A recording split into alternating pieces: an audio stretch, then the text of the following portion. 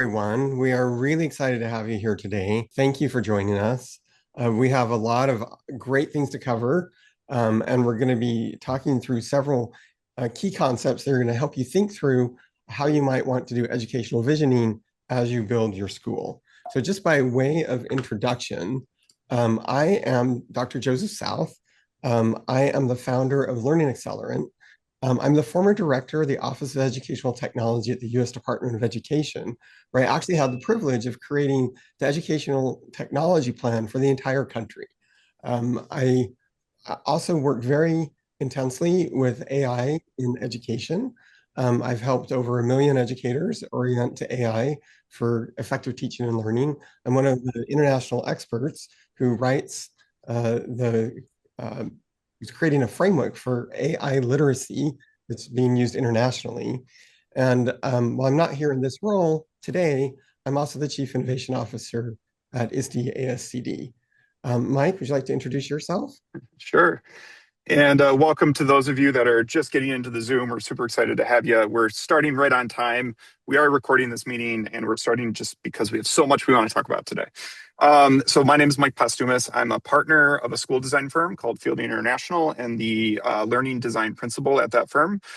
Trained as an educator, but do a lot of work in both architecture and program design.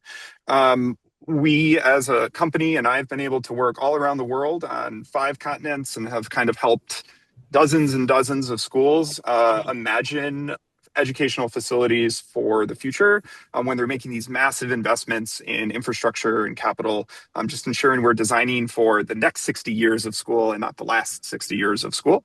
And so my role is to kind of bring some perspective and expertise around learning environment design, and I've had the privilege of being able to speak around the world and speak around the United States, and live in the Midwest. And so I've even done a fair amount of work in Ohio.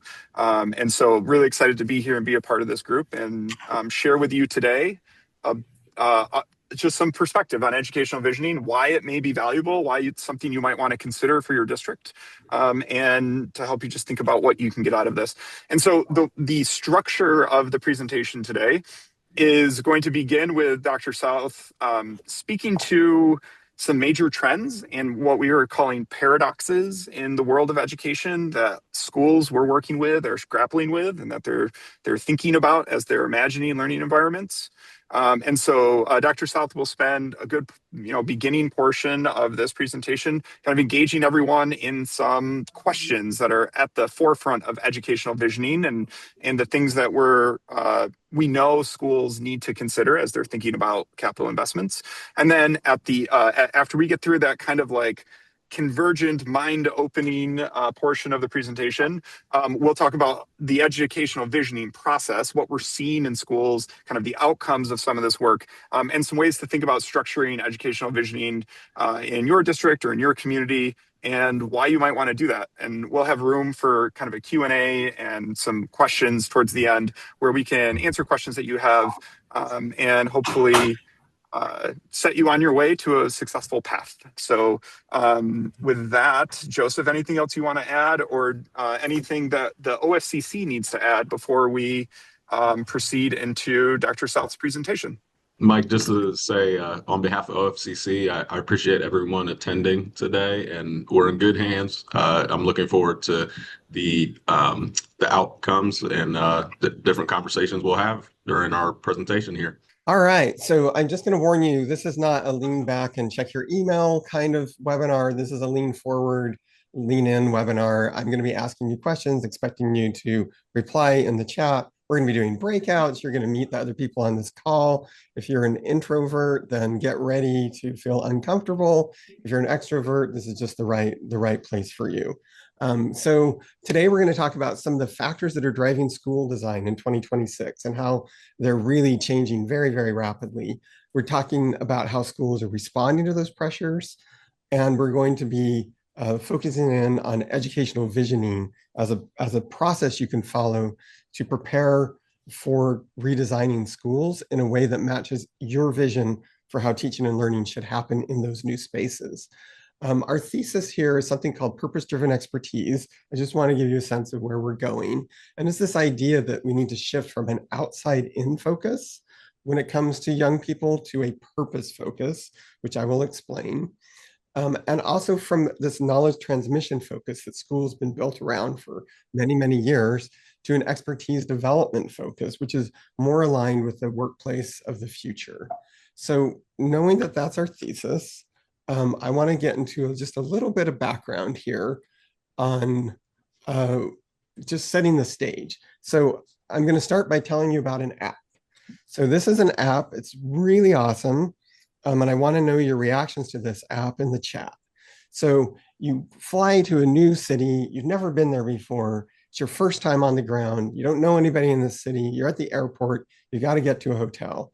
So I've got a solution for you. It's the coolest app. You open up the app, you push a button, and a person you've never met before in your life drives up in their personal vehicle, which you've also never seen before in your life. You get in the back, you hop in, they drive you off to your hotel, they drop you off, you say goodbye, you never see this person again in your life, you never see that car again in your life. Okay, so I need 3 reactions here. Love it. Oh, wait, I'm going to start with a hard no. So number 1, hard no, not going to touch that. Don't put me in that car. And you can either write hard no in the chat or number 1. Number 2, I'm a little uneasy, but I'd probably still give it a try. So that's either number 2 or a little uneasy. And number 3 is I'm perfectly comfortable. I do that all the time. What do we have here? Okay, little uneasy, lots of little uneasies. Oh, somebody's perfectly comfortable. Great, great. Okay, so pretty good combination between a little uneasy and then there's a few hard no's, which I respect, by the way. Okay, great. So you may have heard of this app. It's a little thing that we call Uber. And I love this picture because this guy has like shoved this Uber thing on a piece of paper in his window. And now here's this person very calmly and comfortably getting in the back of the car like it's no big deal. She clearly does not have any stranger danger. So happily, I'm going to solve this problem for you. So I know that you don't want to get into this car because you have stranger danger, been taught it our whole lives. So let's fix that. So I've got a new app for you, and I need you to do the same evaluation you did last time. Here's the new app. You're in a new city. You've never been there before. You don't know anybody in the city. You push a button on your phone and an autonomous vehicle comes. There's no driver. See, I've solved the stranger danger problem for you. There's no driver in this vehicle whatsoever. It navigates over to where you're standing. It pulls over to the curb. It unlocks the doors. You get in with no driver whatsoever. It drives off down the road, takes you to your hotel, pulls over, unlocks the doors, lets you out, and you're done. Okay, I'm really proud that I've solved this problem for you. So let's now give us our 3 answers. Number 1 is a hard no. I'm not getting into that car. You can't make me. Number 2 is I'm a little uneasy, but I'd try it. And 3 is perfectly comfortable. All right. All right. I'm seeing a little shift here in what we're doing. A little this is my favorite one, Damon. 3, but I'd probably walk. Yeah. So this is not made up. I actually took a ride in one of these. It's called Waymo. They have them in San Francisco. They're a real thing. And I just have a little video of my experience here driving in a Waymo car. Well, I wasn't driving, I was riding. So here I am sitting in my Waymo car on the streets of San Francisco. And yep, that car is driving itself. There's no driver. I'm just a passenger. And for the first 5 minutes, I'm like white knuckling it. I have my arms and feet braced against all the parts of the car. And then I'm like, I think this is fine. And so within 10 minutes, I'm checking my email like it's no big deal. So the question then is, what's the difference between Uber and Waymo?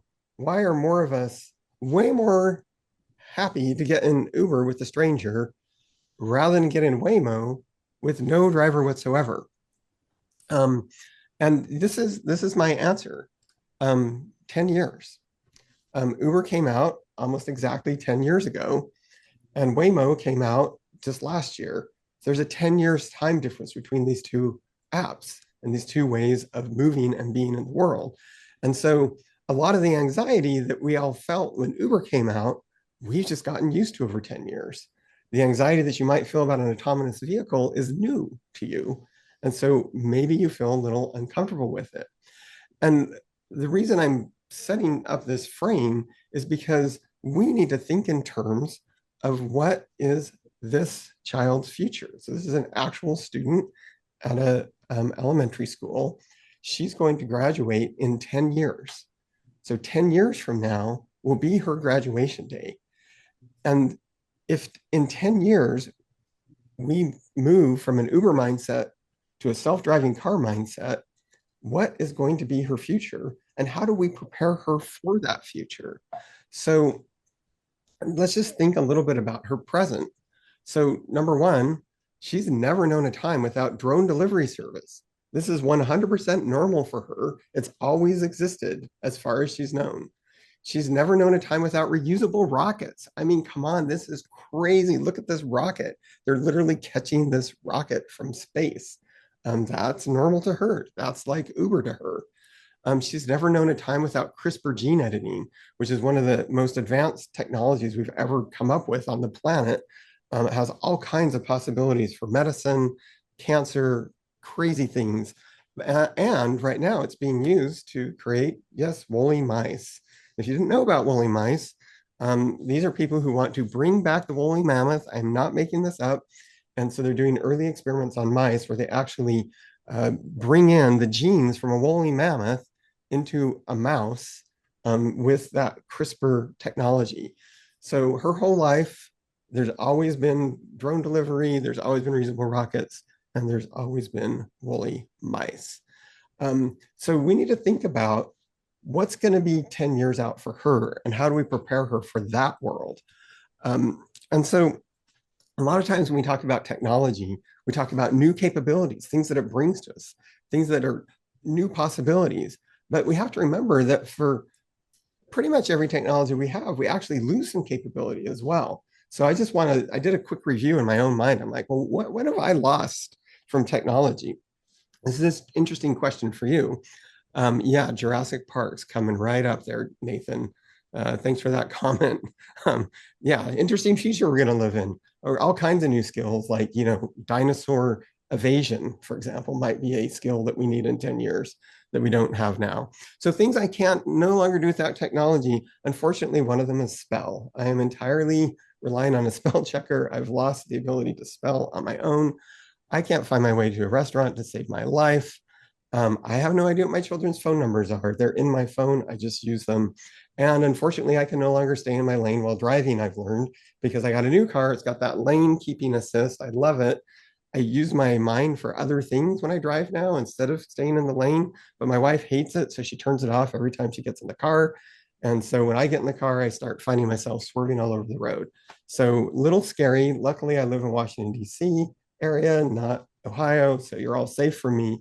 But the point is that I have chosen to reallocate some of my cognition away from staying in my lane to other things I want to think about because I have technology to support me in doing that, right? So I'm actually reallocating those mental resources. Well, with AI, there's a whole lot of reallocating that's about to happen for all of us. I'm not going to create a first draft of anything moving forward, schedule anything, take notes, summarize anything.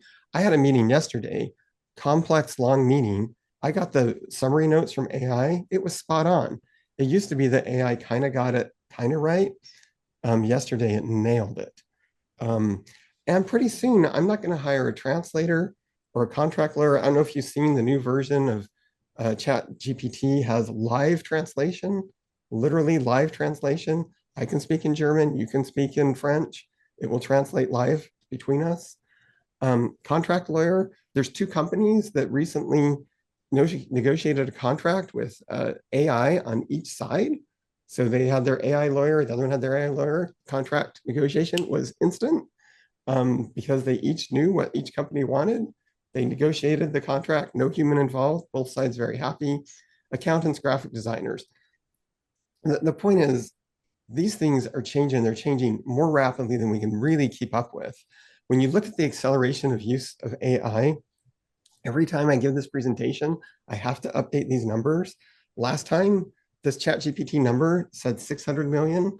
I had to check in yesterday. It's now 900 million weekly users of just ChatGPT, which means that over a billion people collectively are using generative AI on a regular basis.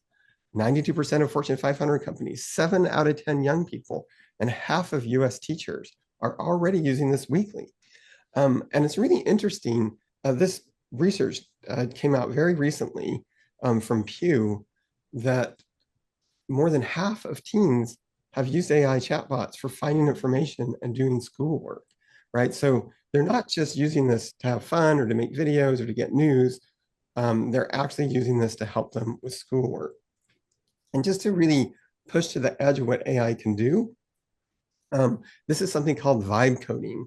I don't know whether you've heard of vibe coding before. Maybe some of you have actually tried vibe coding.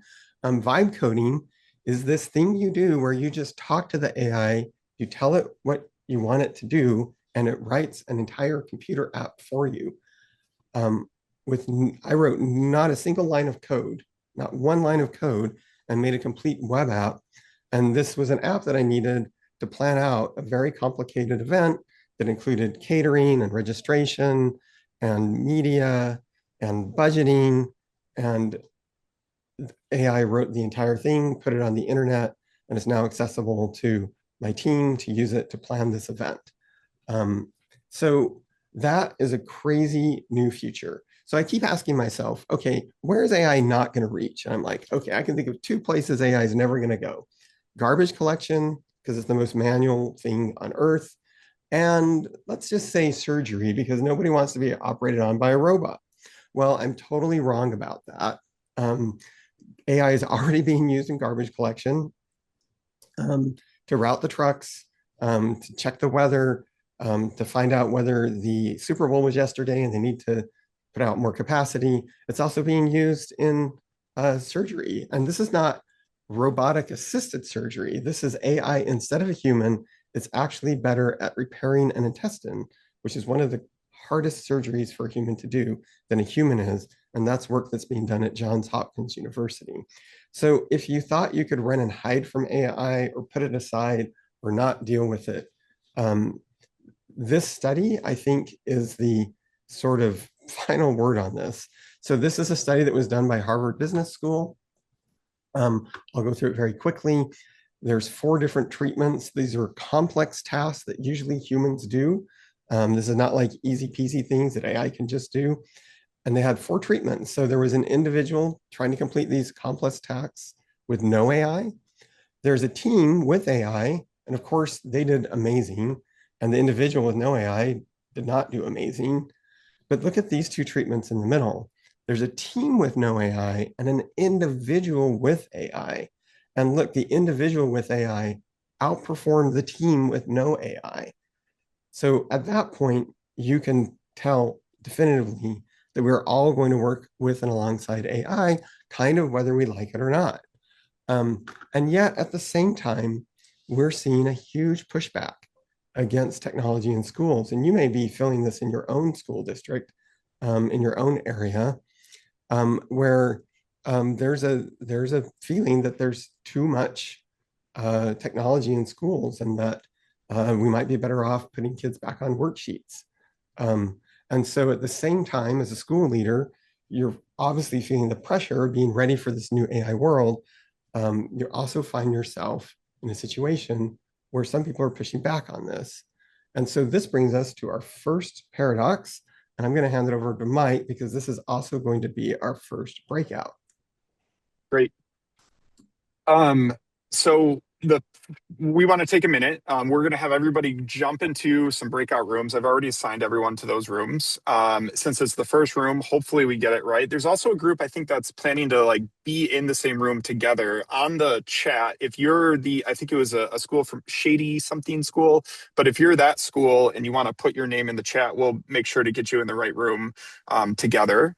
And we're going to break out. And the question is based on this concept of AI. We know AI is transforming the future, but we have this pushback against technology and screen time because of the challenges, distractibility, the things that are happening to complicate student attention and engagement in the classroom. So Joseph, on the next question, what we want everyone to discuss in your breakout room is this question, and there'll be a facilitator in each room to kind of bring this question back to the screen.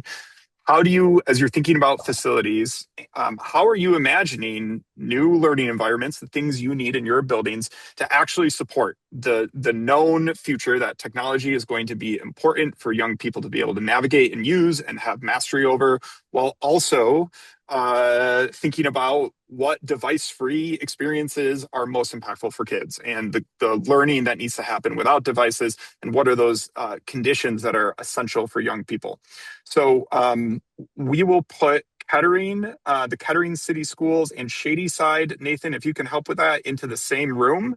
And then Janet, you can be there and have those paradox questions on the screen. But those groups, if you want to talk independently, please feel free to do so. I'm going to break everybody into the room. And the intent here is to just quickly have, for those of us that are virtual, do a quick whip around, introduce who you are. You'll be in these same breakout rooms 2 other times. So introduce who you are. Have a conversation of just any concepts or ideas that are jumping off the screen for you that you want to share. We'll do this for about 5 or 6 minutes. So be willing to share some air time with everybody on the call, and then we'll come back, have a group conversation, and then get into the next section of the presentation. So I'm going to open those rooms right now. And if you are, I believe the rooms are open. So if you go to your breakout rooms, you've been assigned and you can move into those rooms. So if on the bottom of your Zoom screen there, you should see a breakout room button and you can move into those rooms now. We'll come back in just a little bit. It's always a bit of a Band-Aid rip when we close those rooms. So hopefully everyone had a chance to share a few reflections, and we just want to take just a couple minutes to check in, maybe any highlights or key themes that emerged from any of the groups that anybody would like to share.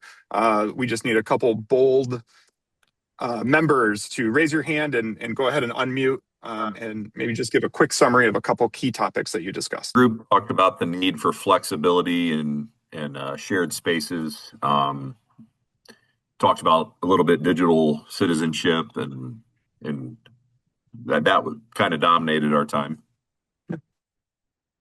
Thanks for sharing. Anyone else? Yeah, Mike. How we're dealing with this paradox. Yeah, in room 5, we had great conversation around, creating structure around when and how to use tech, especially AI, and focus on critical thinking. And then I think Joe offered a fresh insight on a reframing of the question of what do you want to be when you grow up, and starting with the question instead of what problem are you trying to solve, as a reframing of that entry point, which I thought was a pretty hot take on restructuring of that question. So maybe one more thing from another group. We, I think it was room 4, I'm not sure, but we kind of leaned into the human side of the conversation, whereas we're hearing some pushback, especially from students about, I would like less screen time and more time to connect with my peers, more time to create relationship. So we kind of approached it from that side. Yeah, I think that's a really great segue to where Joseph's going to go next, but it's this idea of sometimes the paradox of we have all this technology happening. What are the uniquely human things that a physical space that brings community together can actually do to catalyze inspiration, curiosity, discovery, human connection? And what are we thinking about that we're doing intentionally in schools to create those conditions? So beautiful reflection, and I'll pass it back to Joseph to keep us headed forward. Yeah, that was such a great lead in, because the next thing that I want to talk a little bit about is what AI can't do well, right? So there's a lot of anxiety about all the things it's going to do, but it's really interesting to take the flip side and say, well, what isn't it going to do well? And what does that mean for our schools, how we design them, and how we teach in them? So there's a World Economic Report, which has these folks survey the skills that are in highest demand throughout the entire world. And they update this periodically. And they recently updated it, and where they have a list of the top 10 fastest growing skills by 2030. And the top 3 are ones that you would expect: AI and big data, networks and cybersecurity, technology literacy.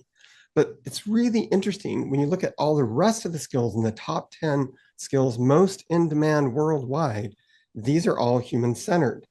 And so if you take a closer look, these are things like creative thinking, resilience, flexibility, curiosity, leadership, social influence, analytical thinking, environmental stewardship, right? So at the same time that there's this huge rise in AI taking over jobs that we never thought would be done by a computer, there's also a huge emphasis on helping young people learn and develop these human-centered skills so that they can persist and be valuable in this AI world. And so I believe that this is an imperative that we need to respond to, where our schools really must refocus. And so I have here an ambitious high school schedule. So this is a high school schedule for, one of your top students who's really going for it, who wants to get all the AP credit they can. They're incredibly engaged all through freshman, sophomore, junior, and senior year. And then they have some marching band and concert band. This is the kind of student that you'd all love to see in your walking down your halls. Well, what's a little scary here is ChatGPT 4 can already do almost everything on here, almost everything that this person is learning. ChatGPT 4 can do. And when I went to update this, like I said, I update these all the time. For ChatGPT 5, I found out that they don't even measure ChatGPT 5 against the SAT anymore because it's so far beyond it. They're now measuring it against theoretical mathematicians. They don't measure ChatGPT against high school science anymore. Why? Because it's now competing with human scientists and its skills. So they just stopped measuring against high school because it's outpaced everything that we're teaching in high school. And there's different views of this. I think this one is kind of an extreme view, but this one way of looking at it is we're just creating obsolete kids who will be slow and imperfect versions of AI, right? I have not quite that cynical of a view of it, but I think something that we really can't ignore is that the engagement of students drops over time. This is persistent. This keeps happening. By the time you get to high school, only 44% of students say that they are fully engaged in the school experience. So something does need to change, right? We know something needs to change. The question is what? Well, I think the skills that we need are actually hiding out in our portrait of a graduate. So in the chat, can you just give us a yes or a thumbs up if you have a portrait of a graduate in your school or district? Portrait of a graduates are often something that are in schools, and I'm waiting to see if they're in your schools. But it's usually a set of competencies and experiences that we want every graduate to have. And oh, yep, there we go. Sorry, I just needed to scroll down.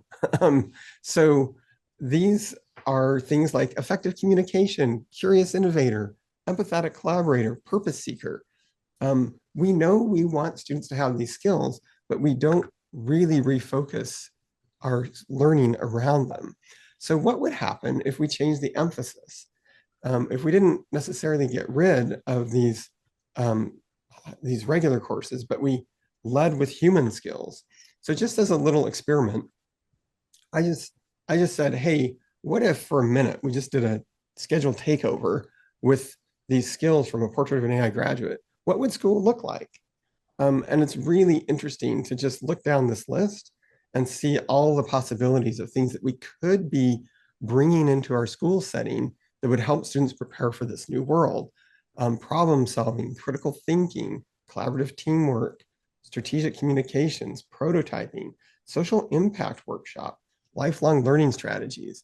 And right now, we sort of just tuck these things around school rather than making them a focus and something that we bring in significantly into the center of what school is about. And that leads us to our second paradox to talk about. And I'm going to hand it over to Mike. Mike, who's on mute. Yeah, I'm muted. Yep, thanks. We're going to do another quick breakout here. This is again going to be about 6 minutes or so. So we'll bring everyone back at about 10:46. The idea here is we know that people have been talking about competencies and skills and different approaches around these profiles for years, but we still have this content that we have to cover, and that is again another paradox. We know what kids really need, but we have this content. It feels like sometimes it prevents the ability for us to do exactly what we know young people need to really thrive after school. So on the next slide, the question is, how can your physical environment actually help kind of implicitly create the conditions for students to practice some of these skills and be, in a sense, a third teacher in many ways. So how do you envision new learning environments that can help students practice and kind of prototype and experiment with these ideas of critical thinking, problem solving, discourse, communication, what it means to be an effective communicator, self-regulation, self-management, these real world kind of durable skills that are important for young people. So we're going to do another breakout session for about 5 minutes now, which is exactly what I was hoping.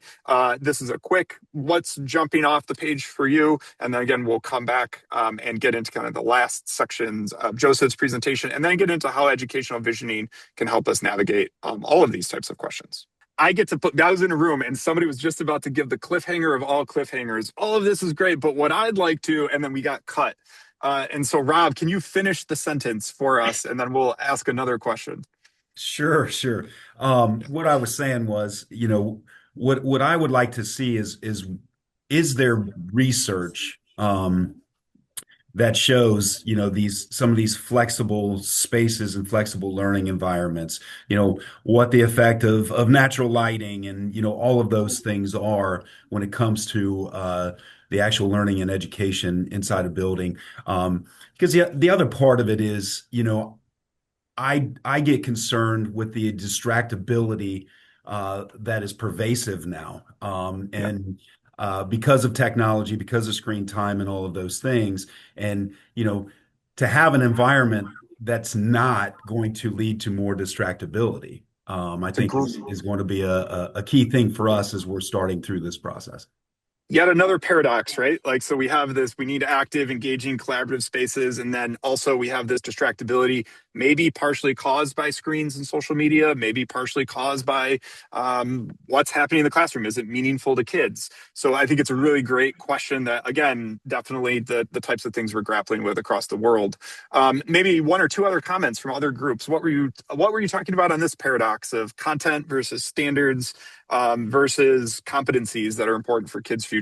Just a couple days ago, we met, county superintendents met with local businesses at a business advisory council meeting.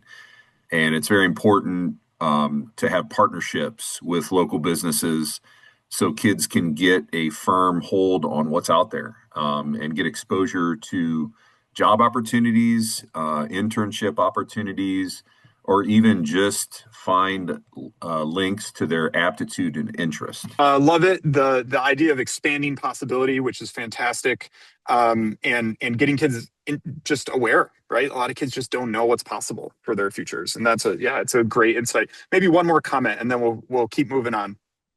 I did just put the recent article you wrote, to Rob's point, around glass and distractions in the chat. Yeah, how will kids learn with all this glass? It's an interesting question to investigate. So the thesis that we've sort of been working towards is this idea of purpose-driven expertise. And I want to be super clear.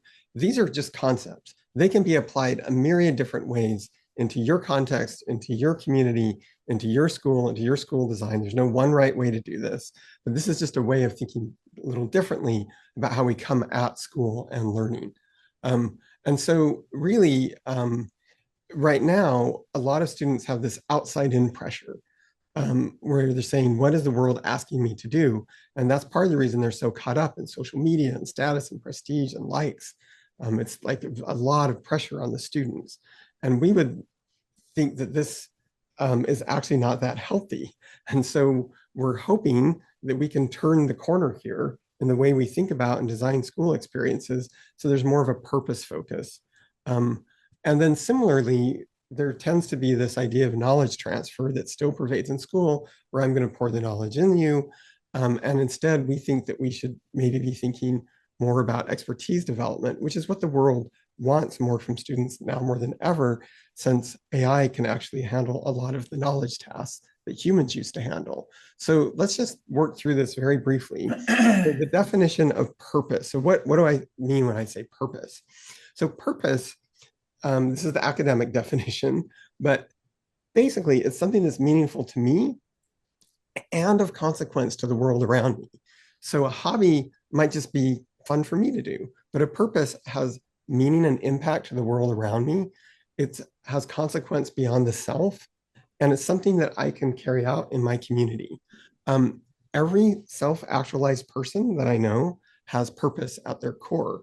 And when a young person lives in a world where purpose is in the fore, then they start to ask themselves questions like, what do I want to learn? What are my strengths? How do I want to impact the world around me? What problems do I care about? And when a young person is able to experience purpose, the research is very, very clear. This has been extensively studied by the Center for Adolescence at Stanford University. They increase their hope and life satisfaction. They increase their academic engagement and success. They're more resilient, and they find schoolwork more meaningful when purpose is a part of their experience at school. And so that purpose is great, but it's really not enough. Because in addition to having purpose, you've got to be able to do something with that purpose. And so if you go to Aristotle way back in the day, he said, for the things that we have to learn before we can do them, we learn by doing them. We become builders by building and lyre players by playing the lyre. And this is an approach that schools often overlook, that at the end of the day, we need experts. Having the knowledge is a component of expertise, but it's not expertise. Expertise has these additional components. I'm going to review them quickly. This is something we could get into in more detail in an educational visioning session, but here's the four major components. So one is deliberate practice. This is specific sustained effort focused on what you can't do well. So a lot of times when we're doing practice, we're like, okay, here's the 5 skills I need to learn. I'm going to take my time. I'm going to divide it by 5. And I'm going to practice each one of those 1/5 of the time. That is not deliberate practice. Deliberate practice focuses on the thing that you need to work on the most. And you do tasks that are just beyond your current level of ability, and it helps you extend your range. I took up rock climbing in my old age, and it's a great example of deliberate practice. Because I have a rope keeping me from falling, I can just push myself to the very edge of my abilities. And if I fail, I'm caught. We want school to feel that way, that you're constantly pushing yourself, and that if you can't quite get there, you're caught, you learn something, and you move on. The second one is metacognitive skills become super important in this world. The ability to analyze your own prior performance is what distinguishes experts from novices, and knowing which strategy to apply when helps it distinguishes an expert from a novice. Novices know all the things you can do. They just don't know when to do the right thing. You also need supervision by a coach and support by a mentor. It's not enough to just have a teacher who's telling you the knowledge that relates to the expertise. You need someone who's actually coaching you through that, who's pointing out the areas specifically that you need to work on so that you can then engage in deliberate practice. And then lastly, and I can't overemphasize this enough, expertise is developed in authentic and applied settings. So a high fidelity setting leads to much more rapid expertise development. And because at the end of the day, when you're becoming an expert, you're not just learning something, you're taking on a new identity of that profession or that way of thinking, or that world. And so the more you're around the people who are in that area of expertise, the faster you learn. Now, you may recognize some of this from things that you've learned, that you've become experts at, either formally or informally. You probably gained the fastest growth in these settings. And so if there's a world where we want students to feel a sense of purpose, which will increase their engagement at school, will help them relate it to their own values and their own aspirations, so that they're there for reasons that they want to be there for. And if we want them to not only learn the knowledge that school has to offer, but also to gain expertise, then we need to think about designing schools that reflect the world we want students to succeed in. This is where, in educational visioning work, we a lot of the really important conversations in educational visioning land in not just how do we provide school for the circumstances, those paradoxes, the circumstances you're in now, but also the future that you want students to thrive in, and how do we begin to think about environments that reflect that future. And so, what is the answer to this question? What is a world that reflects the environment that we want students to succeed in? So building on kind of that academic background that Joseph was talking about, the physical environment really reinforces or restricts patterns of behavior. So when you design an environment that has 60 isolated boxes, and we ask each of those boxes to do the wide range of things that kids need and that teachers have to do every single day for all 25 or 30 kids in their classroom, it starts to put a lot of strain on each of those classrooms. And it reinforces the behavior often of siloed experiences. And we know, based on how the world is evolving, that siloed experiences is not the way that we're solving complex problems. So we need to create an environment that actually reflects the patterns of behavior, the things that you want students to grapple with. And to Joseph's point, those highly effective, kind of more intentionally designed spaces where expertise development can happen in these really important skills and competencies that students are looking to, or that we want our students to build.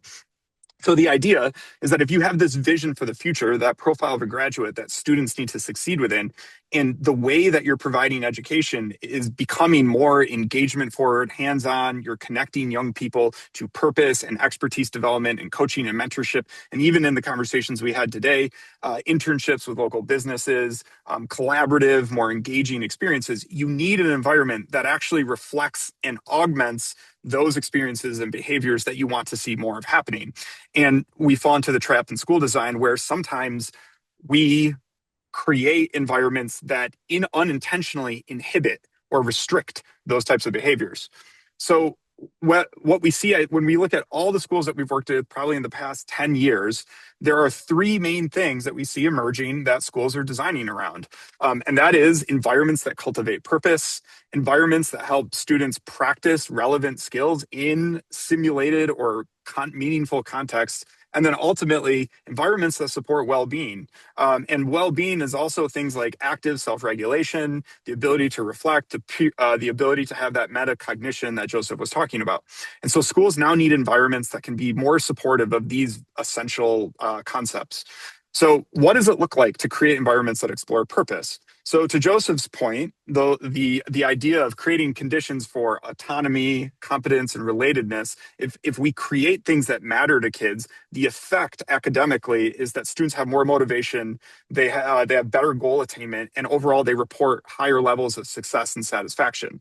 And so this is actually called self-determination theory. It's been fairly well studied and documented that helping students actually explore purpose means maintaining high academic rigor, creating the conditions for persistence, but also creating the conditions for well-being, where you can self-reflect and have spaces to decompress and be whole as a human and work with other humans.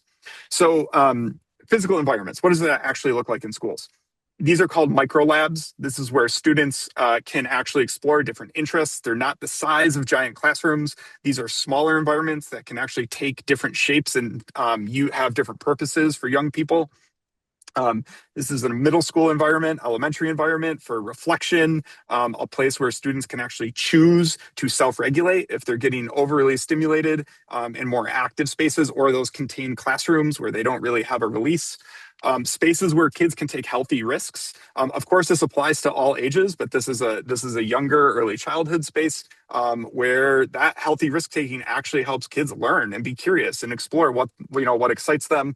And then just different levels of play, right? Spaces where kids can practice, be curious, transform an environment in an agile way to support all sorts of different ways of exploring. What does skill building look like, right? So different examples of skill building. So of course, I'm sure many of you understand history and the multiple industrial revolutions we've gone through. And the mass production era is really where the dominant school design was occurred. And there was a reason for that. We needed people to be able to consistently do a task.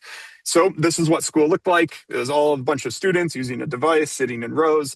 And this is a photo I took last year of a middle school. And it is startlingly similar to this photo, right? Not much has actually changed. And we know that the world is not organized around mass production and division of labor as frequently as it used to be. And so many schools are designed with kind of this classroom and corridor concept. We often call it cells and bells. It doesn't mean that there aren't environments of school where this could be useful, but it limits the potential of what those authentic environments that kids really need. And so if we're in this kind of cyber physical AI environment, we need a new set of talents for young people to practice, and it requires us to think about a new design. And so this is the workplace that students are entering into. We need environments that help simulate and model and reflect the types of experiences that they're going to need to thrive in the world beyond school. And so we start seeing it across the board, again, in all sorts of different contexts, environments that help encourage agency, writable surfaces, different groupings, ways for students to practice systems and analytical thinking where they can create and model and then again play. Not just using a Chromebook for task completion, but actually giving those technological literacies for young people. So laboratories and workshops where tech is accessible and they can create.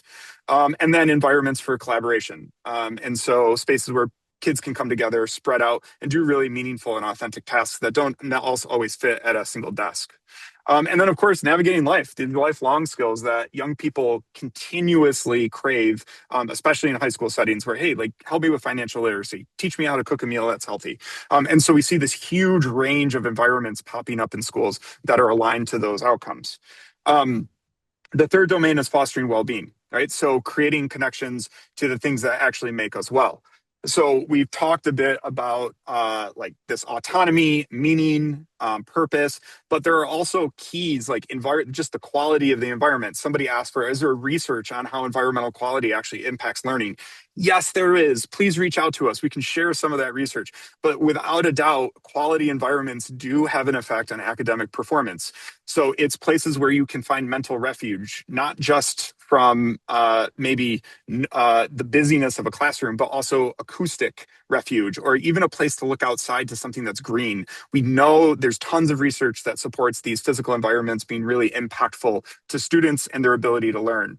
The idea of introducing natural light, yes, 100% natural light, controllable natural light with low glare is an essential feature of high quality learning and workspaces. And so the design and even orientation of your building to capture that natural light is critical. And then physical comfort. I love this photo. This is a school is actually in Cranston, Rhode Island, where they really leaned into the idea that young people have different bodies, they need different postures, they have different ways that they move. And we want to create an environment that really supports all of those different needs. So everything from this girl like standing on a skateboard, balance board, like almost contorted, because you can imagine that student needing to move to more traditional chairs and seats. And the engagement in this room is incredible because kids are comfortable and they're ready to learn. And so, again, research, movement, right? This movement stimulates higher test scores in reading and in math. And so creating conditions where young people can move even inside, not just outside. And then this sense of belonging, a massive part of well-being, building community, bringing people together. And again, you see a range of spaces. It's not just a single classroom, but an environment that a teacher can use to bring her class together to create a unique experience that really helps students feel like they belong in this building. So we heard a couple comments on like the single classroom may not be working for us anymore. In one of my breakout groups, we had somebody mention that we've got a bunch of students that are really high flying, and we're seeing more students coming into school, not as prepared as we would hope for them to be. And so we need actually a different range of spaces to support these continuously diversifying groups of students and their needs. And so in the 1760s, this kind of classroom and corridor model was developed. And the idea was, hey, I might go to one classroom all year. I'm in Mrs. Smith's classroom. But what if that classroom or that environment isn't really effective for you? What if you don't fall into the experience that is in that classroom all day long? So we're seeing more and more schools move to these kind of next gen learning environments where you see a range of environments that teachers can use or that the school can use to help students find the support that they need. So in this school, they're adopting a community model, and that student arrives at the fifth grade learning community, and they may still have, Mrs. Smith may still be that teacher for 70% of the time, but for that other 30% of the time, there's a wider range of environments that can support their individual needs, right? So these are just some of the examples of models that we can help schools imagine in educational visioning. What are the needs in your community, and what do they actually look like for you? And when you put all these concepts together, this is a fly through of a public school that starts to model many of these features in kind of a cohesive, solidified single building. And so whether you're building new or renovating, you can begin to see some of the features and conditions that are really supportive of young people learning. Places for movement. So that was just the cafeteria area, lots of natural lighting. And this is a learning community where you start to see a range of learning spaces that teachers are using to engage kids in a huge range of activities. So these students are doing math manipulatives out in this commons area. You see a group of students quietly reading on this soft seating. And then you're going to fly through into studios or classrooms where you see tons of vertical writable surfaces. You see all of that flexible, agile furniture, small group rooms where a kid needs to get away from that acoustic stimulation, and then connectivity so teachers can collaborate and share and kind of almost group students in the ways that work best for them, and they work as a team in a more collaborative model. So just wanted to kind of paint a picture of what these future kind of next gen schools are looking like, and ways that you might be able to start imagining learning settings that are really responsive to these needs. And so I'm going to just quickly click through these last photos here, because those are just more internal photos of that same space that we just flew through. So educational visioning, what does it really look like, and how can this be supportive for you? So if you're imagining, like, yes, these are the types of problems and questions that we want to grapple with, and we want to really create a space that's supportive of this future, there are kind of a set of structures that we advise that you consider in educational visioning to really help you do a great job at this, which ultimately saves you time, money, and headaches. And so one is setting up a really structured team. We consider this, we call it a design advisory in our work, and a core leadership team. We'll talk about that in a second. Then we encourage developing guiding principles, the things that you believe about the future of learning that are essentially your non-negotiables, the things that guide the design. And there's some recommendations that we have of how you explore that. And then ultimately design, right? So creating a facility and a program that reflects what your team advises you on and the guiding principles that you've created. So for structuring a team, we recommend what's called a rapid framework. And the idea of the rapid framework is that you have an advisory team that helps you collect input from students, community, and staff to develop guiding principles. And then ultimately that advisory team, sometimes a student advisory, can help your architects and designers recommend a design. The way that we organize this is that is a recommendation. It is not a mandate. And that recommendation goes to a core team. So a superintendent, maybe sometimes a body of authority that allows that advice from advisory teams to say, yep, this is the direction. It's kind of chief decision makers. And so then they agree to that advice that is built through a series of engagements, usually 3 to 4 engagements with a community to kind of structure this vision for learning. That decision is then approved by a superintendent or a board, and then that allows all of the teams that you're working with to kind of perform, and that performance is aligned to those guiding principles for the future. And so this is the structure that we help schools kind of organize and design so that your work can be transparent, but it also can be reviewed, and you can align with what you need to align to create the right types of environments and be in compliance with kind of your legal structures that dictate how your buildings can be designed and organized. For creating your guiding principles, it's about really aligning a group of stakeholders around those beliefs. And so through usually a series of visioning engagements, we help you surface what are your guiding principles as a school or as a community. And so this is an example of 5 guiding principles that we worked with a school to develop and organize around. So these become the decision making statements of sorts. And then we organize those guiding principles for schools to say, what does this actually look like in a school facility? What does this mean to the design? So for this guiding principle of building durable life skills, we describe what that is, what it could mean for teaching and learning, and then give kind of ideas around space that would be supportive of those guiding principles. And then we encourage you to build a common understanding with your community. So again, looking at what we call design patterns or patterns for learning environments, it allows your community to come together and say that, yeah, we're using the same language. We can communicate more effectively once we have an established language about what's important. So patterns like a teacher collaboration room, is this an important part of your school? Maybe a Da Vinci studio, something where STEAM programming can happen more fluidly. Or just having common language around transparency. Is it distracting or isn't it distracting? Well, do we know why transparency is important? So it helps your community really understand the components of school design and why each of them is valuable, so that when you go to design a building, everybody agrees why these decisions were made. So we explore in our educational process what this future might be. So the themes that Joseph has discussed around competencies and AI and technology, but also what's important to your community. We would build and affirm guiding principles for design, and then ultimately help you shape a common language for your design that your architects and design team can take forward. And if you do this educational visioning, ultimately it saves you time, money, headaches, and often miscommunications from your community or board to what an architect or a design team may actually create. And I think that's why there's so much value in doing this. It really gets people moving in the right direction on the same page. And these last slides are just kind of a snapshot of what might be in a kind of a report that comes out of a vision alignment process. So we organize all that work. This is a project that we did in Ohio, Buckeye Local School District. So we would organize those guiding principles for design, the things that are most important to that community.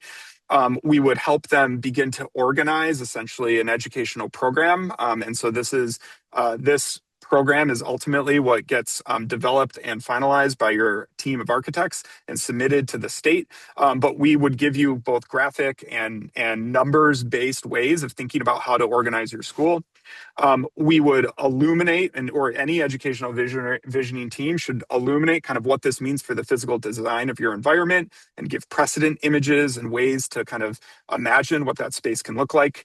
And even just think about efficiencies of like how you design a space. So if you defronted your classrooms, you actually might have more physical environment that you can use as teaching spaces, but that might require a cultural shift. And how do you support your community through that shift of thinking around how classroom space is used? So, and through all of this, we design all these experiences to base these decisions on data that we collect from community during our engagements. So these are just some of the examples of ways that we collect data around what's important for a community and how we communicate that back to a board or a decision-making body. So using those design patterns, this is what was important to this specific school community. And we do surveying and live polling and things like that to really begin to unpack how a school is imagining their environments for the future. And so I just wanted to give you a snapshot of kind of what you might use or get from a visioning report that can help you communicate your path forward.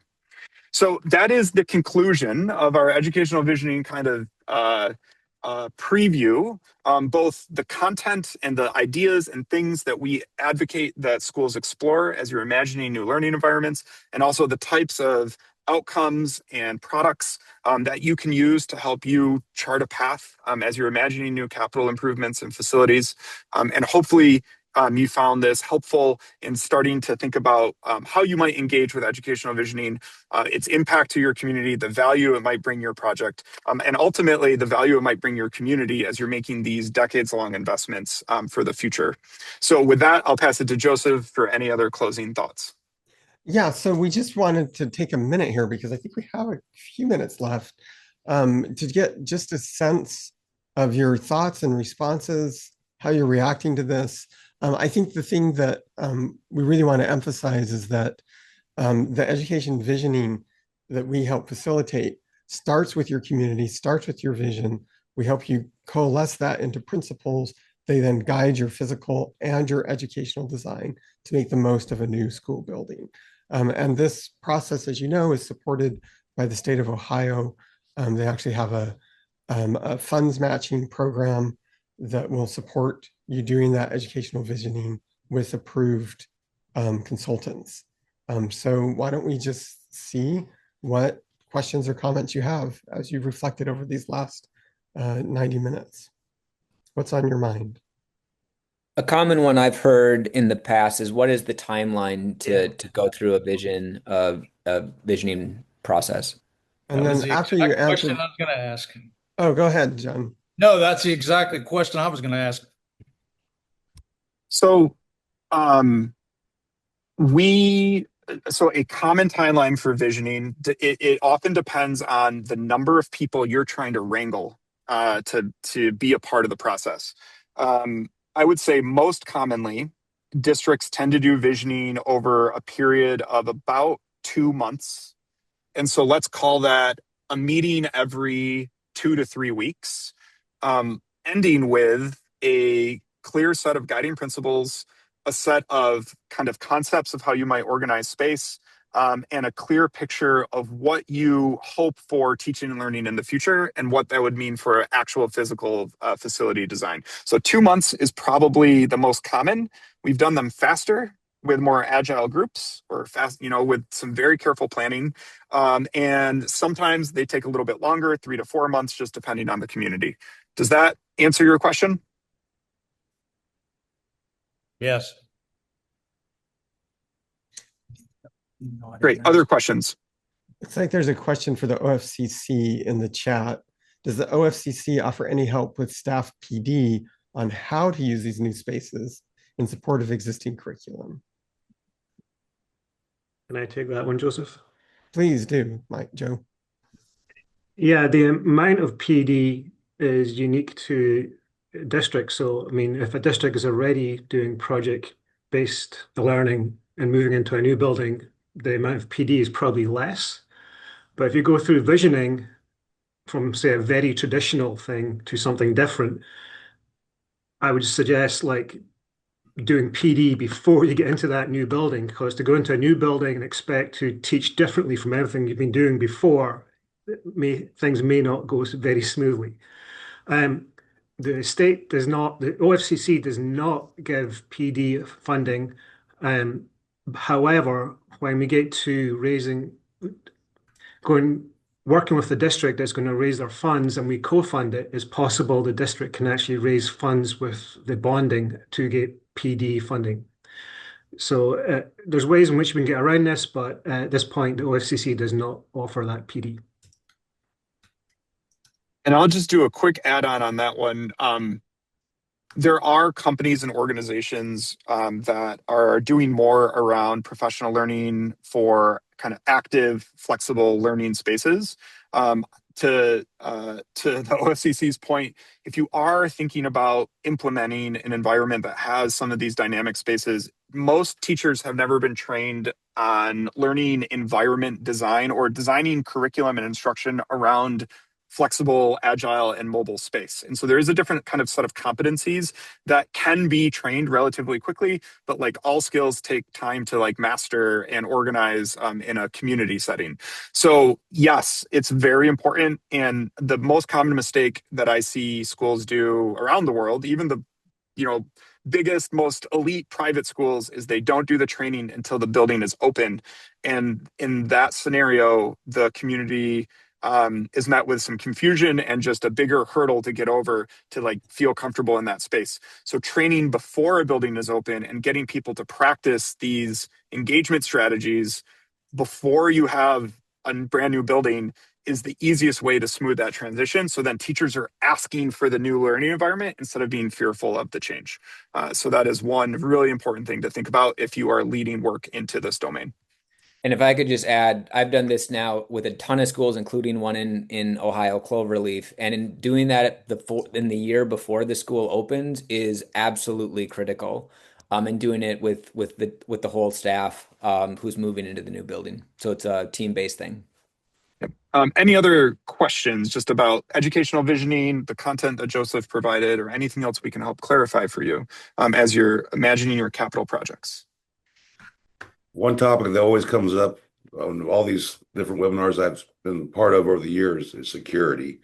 I didn't really hear anyone address or incorporate security features needed nowadays in schools when you start talking about the extra natural light, open floor plans, and what have you.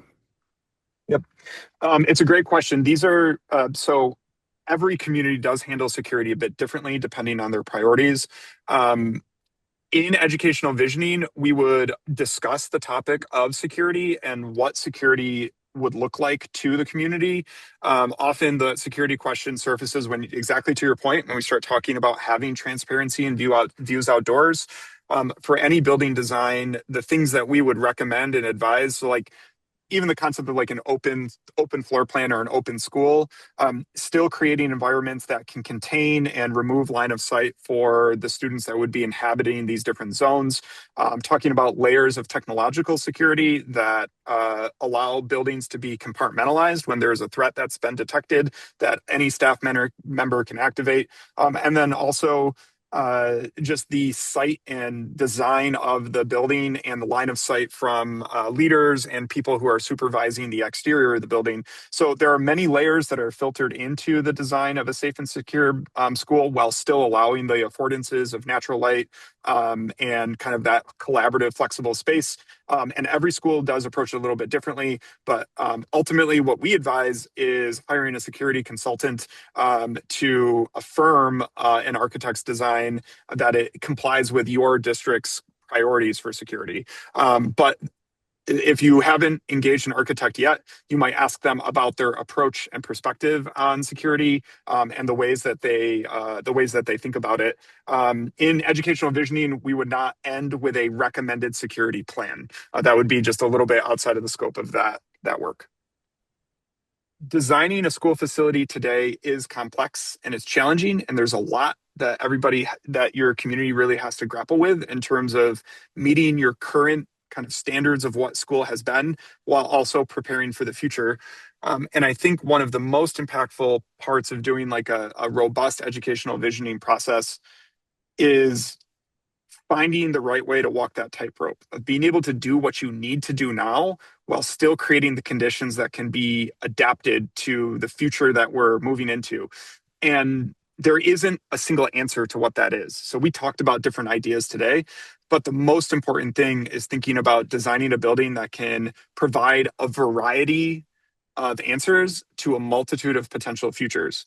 And that takes a fair amount of expertise from people that have done that before.